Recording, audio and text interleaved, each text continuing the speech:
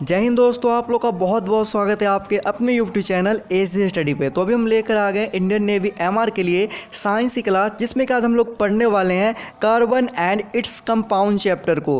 Carbon और उसके यौगिक चैप्टर को पढ़ने वाले हैं और पूरा डिटेल में पढ़ने वाले हैं, एक एक कॉन्सेप्ट को क्लियर करने वाले हैं इस वीडियो में मेरे भाई। और ये carbon and its compound chapter का ये पार्ट 1 है। इसके बाद इसका पार्ट 2 भी आएगा, पार्ट 3 भी हो सकता है, तो आने को मिल सकता है। और उसके बाद टॉप क्वेश्चन देखने को मिलेगा, ठीक ना। टॉप क्वेश्चन प्लस में प्रीवियस ईयर के क्वेश्चन मिला के इस चैप्टर से आप लोग को देंगे, ठीक ना। तो इतना वीडियो आप लोग को देखने को मिल जाएगा मेरे भाई। तो आप लोग पूरा पार्ट को इसको जरूर देखिएगा, ठीक ना। उसके बाद आप लोग को बता देते हैं कि इससे पहले भी जो साइंस के कुछ जो चैप्टर है वो मैंने करवा रखे हैं। तो आप लोग प्लेलिस्ट जाना, अगर नहीं देखे हो एक भी चैप्टर को, और वहाँ पर साइंस चैप्टर वाइज नाम के प्लेलिस्ट बना होगा, तो वहाँ पर जाके सारे वीडियो को आप लोग देख सकते हो। वैसे मैं लिंक भी डिस्क्रिप्शन बॉक्स में दे दूंगा, तो आप जाके चेक करना और जाके ज़रूर देख लेना। तो चलिए हम लोग क्लास को स्टार्ट करते हैं भाई। उससे पहले बता दें कि जो भी बंदे नए हो तो चैनल को सब्सक्राइब करना, साथ ही साथ बेल आइकन को जरूर प्रेस करना नेवी, एयरफोर्स और आर्मी की बेस्ट प्रिपरेशन के लिए। तो चलिए आते हैं हम अपने टॉपिक पर और पढ़ते हैं आज का chapter carbon and its compound chapter को।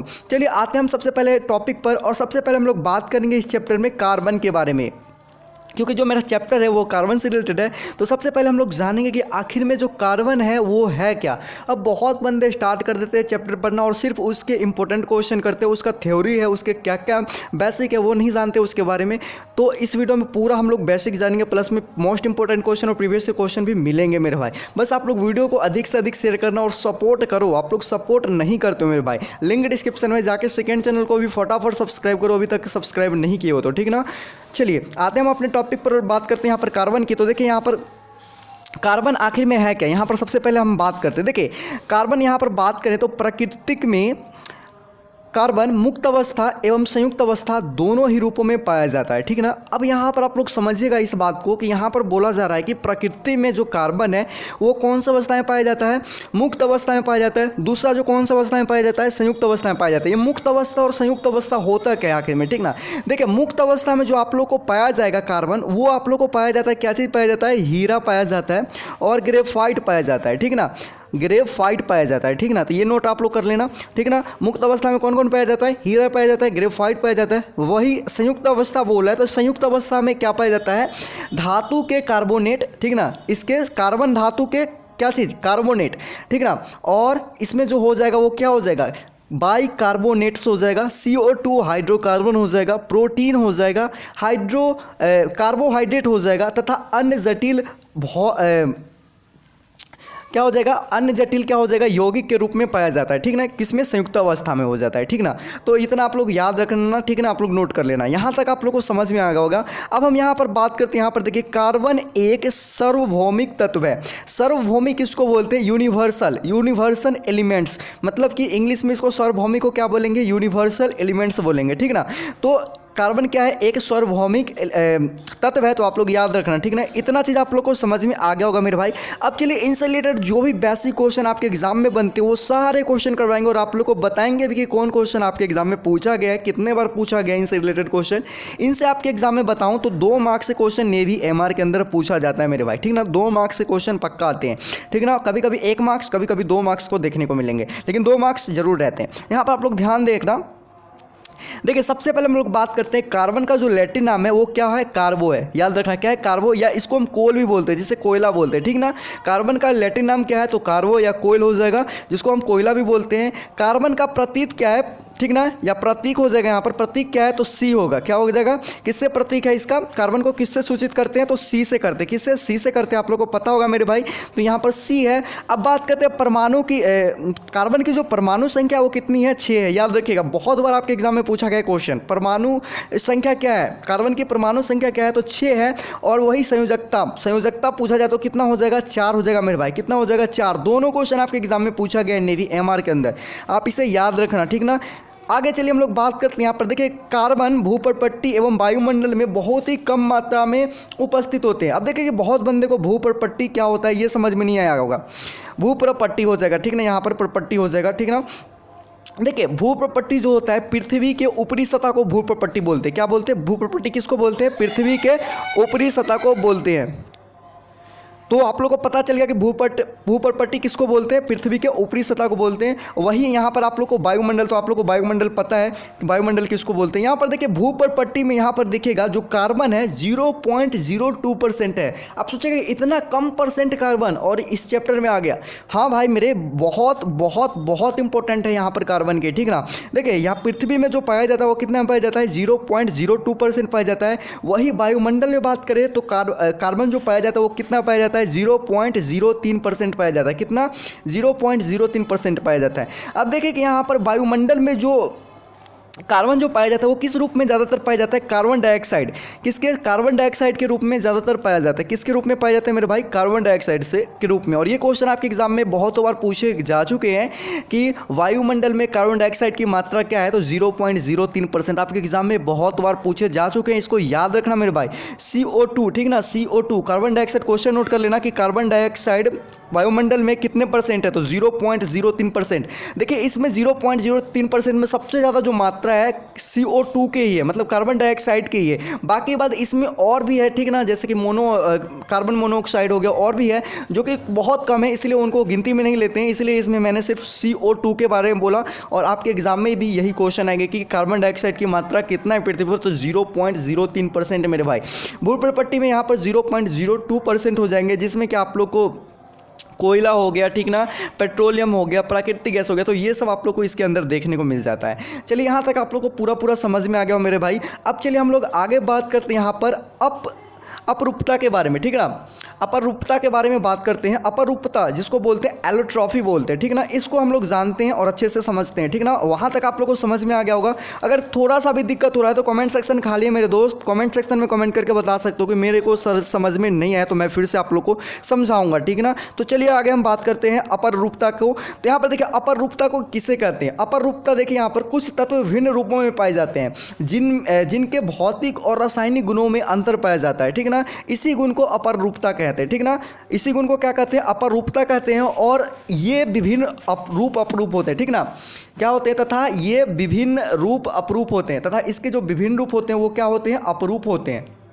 जैसे कि आप लोग यहाँ पर समझना, जैसे कि एग्जाम्पल में कार्बन के अपरूप कौन है, हीरा और ग्रेफाइट है, ठीक ना, इसलिए अपरूपता कहते हैं। और यहाँ पर आप लोग नोट करना चाहते हो तो नोट कर लेना, तथा क्या हो जाएगा, ये विभिन्न, ठीक ना, ये विभिन्न अपरूप कहलाते हैं, ये विभिन्न अपरूप कहलाते हैं। नोट करना चाहते हो तो आप ये नोट कर सकते हो, तथा ये विभिन्न अपरूप कहलाते हैं, ठीक ना। इसके गुण को क्या बोलते हैं, अपरूपता कहलाते हैं, तथा ये विभिन्न रूप अपरूप कहलाते हैं। इसके जो विभिन्न रूप होंगे वो क्या कहलाते हैं, अपरूप कहलाते हैं। जैसे कि एग्जाम्पल के तौर पे हमने बता दिया कि कार्बन के अपरूप हीरा और ग्रेफाइट है। यहाँ तक आप लोगों को समझ में आ गया होगा मेरे भाई पूरा।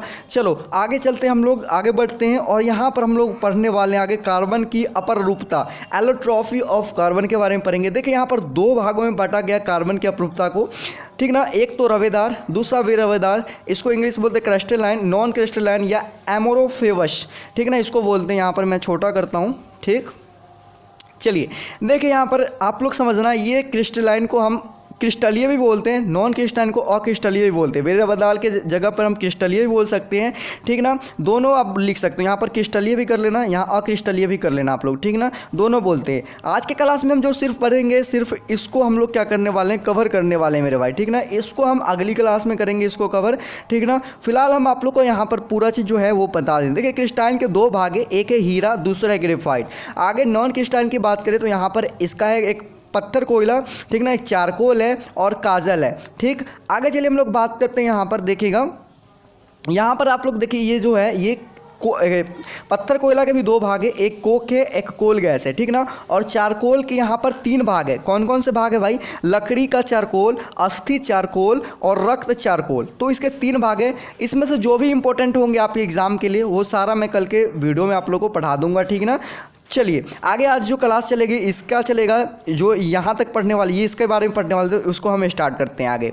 देखिए आप लोगों को पढ़ते हैं, हम लोग हीरा के बारे में पढ़ते हैं और आप लोग हीरा का नाम बहुतों बार सुना होगा मेरे भाई, फिलहाल देखा नहीं होगा बिकॉज मैं भी नहीं देखा हूँ, तो आप लोग भी नहीं देखा होगा, हो सकता है तो कोई देखे होंगे, ठीक ना। लेकिन चलिए अभी हम बात करते हैं यहाँ पर हीरा की, डायमंड की, उसके बारे में पढ़ते हैं और पूरा टॉपिक क्लियर कर देंगे इस वीडियो में। बस आप लोग वीडियो को इन तक वॉच करना मेरे भाई। देखिए हीरा कार्बन का सबसे शुद्ध रूप है जो एक बहुमूल्य पत्थर के रूप में पाया जाता है। हीरा पूछेगा कि हीरा क्या है, डायमंड क्या है, तो यहां पर आप लोग इसे नोट कर लेना। कार्बन का सबसे शुद्ध रूप, और आपके एग्जाम में इनसे एक क्वेश्चन बन गया और बहुत बार पूछा जा चुका है। पूछेगा कि आपके क्वेश्चन की कार्बन का सबसे शुद्ध रूप क्या है, बहुतों बार नेवी एमआर के अंदर पूछा गया है, नोट कर लो आप लोग मेरे भाई। कार्बन का सबसे शुद्ध रूप क्या है, सबसे शुद्ध रूप क्या है, तो हो जाएगा हीरा हो जाएगा। क्या हो जाएगा, हीरा हो जाएगा मेरे भाई। आप लोग नोट कर लेना, आप लोग को बोल रहे हैं कि कार्बन का सबसे शुद्ध रूप क्या है, तो इसका राइट आंसर हो जाएगा हीरा। आप लोग नोट कर लेना। ऐसे मैं जो क्वेश्चन दूंगा, ठीक ना, आप लोग को मोस्ट इंपॉर्टेंट उसमें सारे क्वेश्चन होंगे, तो आप घबराना मत, ऐसे नोट करते आप लोग चलते रहना। जो बता रहा हूँ आप लोग समझना बातों को मेरी, ठीक ना। तो ये है, और यह एक बहुमूल्य पत्थर है, आप लोग को पता है ये एक बहुमूल्य पत्थर है, ये आम लोगों के पास नहीं होता है, मतलब बहुमूल्य मतलब बहुत कीमती है, बहुत कीमत होते हैं हीरा के, आप लोगों को पता होंगे। आगे चलिए हम लोग बात करते हैं हीरा को जो मापा जाता है उसको कैरेट में मापा जाता है। हीरा को किस में मापा जाता है, कैरेट में मापा जाता है, आप लोगों को पता होगा।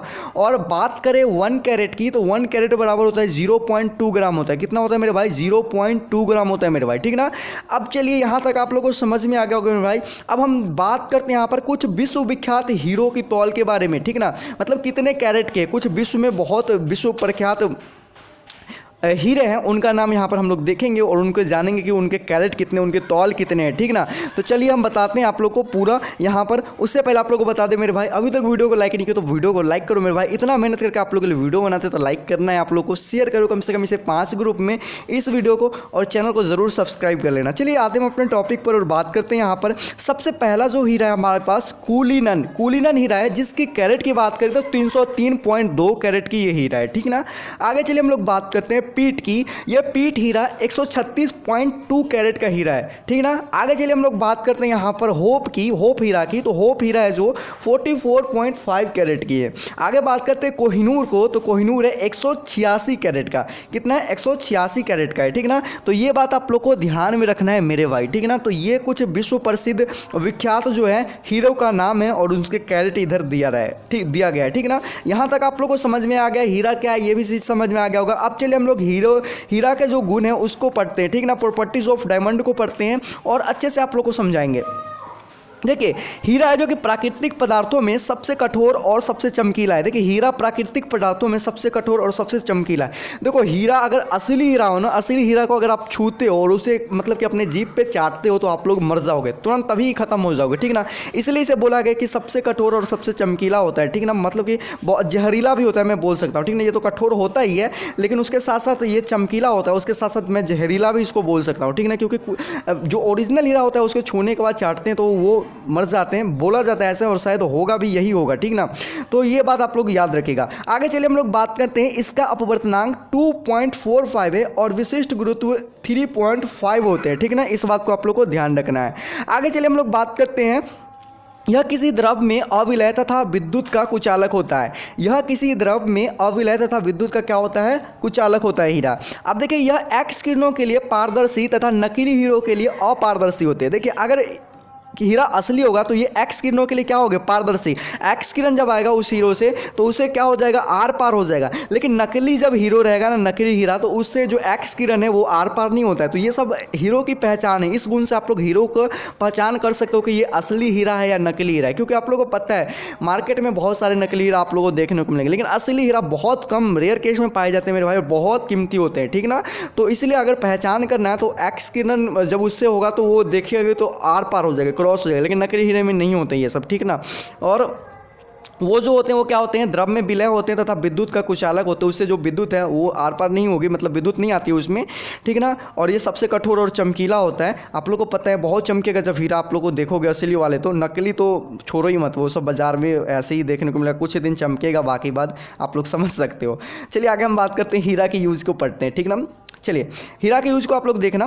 हीरा पारदर्शी एवं उच्च अपवर्तनांक वाला होने के कारण यह कई रंगों को प्रदर्शित करता है, इसलिए यहाँ पर देखना, इसलिए रंग हीरो का आभूषण बनाने में काम किया जाता है। अब देखना यहाँ पर हीरा है जो कि पारदर्शी एवं उच्च अपवर्तनांक होने के कारण यह कई रंगों में प्रदर्शित करता है। मतलब यह कई रंगों में क्या होते हैं, दिखते हैं, ये कई रंगों में दिखते हैं। ये किसके कारण? उच्च अपवर्तनांक के कारण और पारदर्शी के कारण। मतलब कि असली हीरा तो पारदर्शी होते हैं ना, तो इसीलिए रंगहीन हीरो का, मतलब कि जिनमें कोई रंग नहीं होता, उन हीरो का क्या किया जाता है, आभूषण बनाने में काम लिया जाता है। ठीक ना, ये चीज़ है, इसके यूजेज है। आगे बात करते हैं काला हीरा, जिसको बोट बोलते हैं। क्या बोलते हैं? बोट बोलते हैं, बोट बोलते हैं। ठीक ना, जिसका उपयोग पत्थरों को पॉलिश करने में, आप लोग देखे होंगे बहुत सारे पत्थर होते हैं घर में लगते हैं पत्थर, ठीक ना, तो उसको पॉलिश करने में, चट्टानों में छेद करने में, मतलब बड़े बड़े चट्टान होते हैं उसको छेद करने में, कांच जो होते हैं आप लोग देखे होंगे बड़े बड़े कांच लगते हैं, बड़े बड़े हॉल में, बड़े बड़े मॉल में, बहुत सारे जगह पे लगते हैं कांच।